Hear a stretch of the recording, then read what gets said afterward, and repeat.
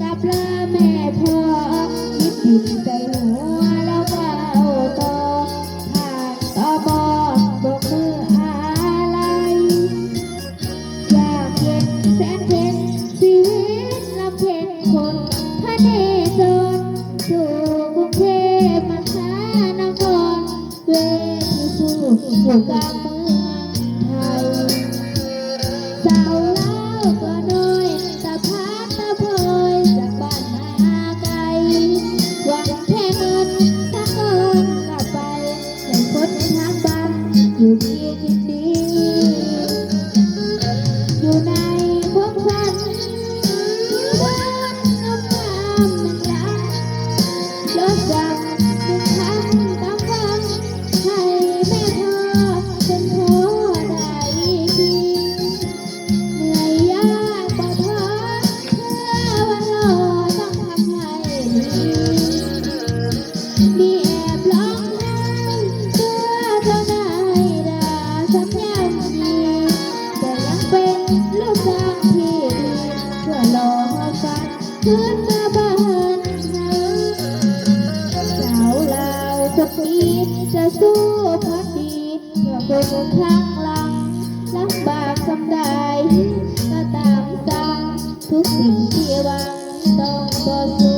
ญเปล่าหากคือฝันไว้บ่โดนคงใดคืนเมื่อบ้านเฮาดอกกับใจ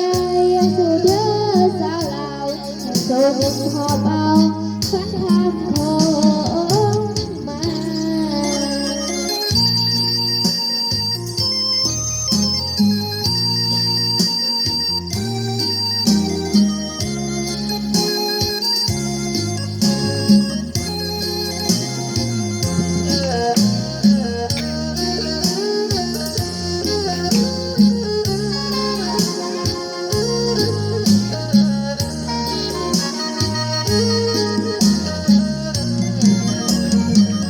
อยู่ในความฝันมันรักและจำทุกครั้งต้องฟังให้แม่พา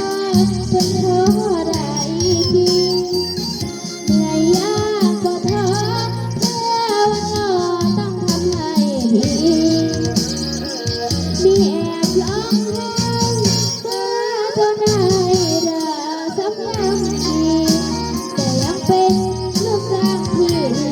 เพื่อรอเอากันคืนมาบ้านนา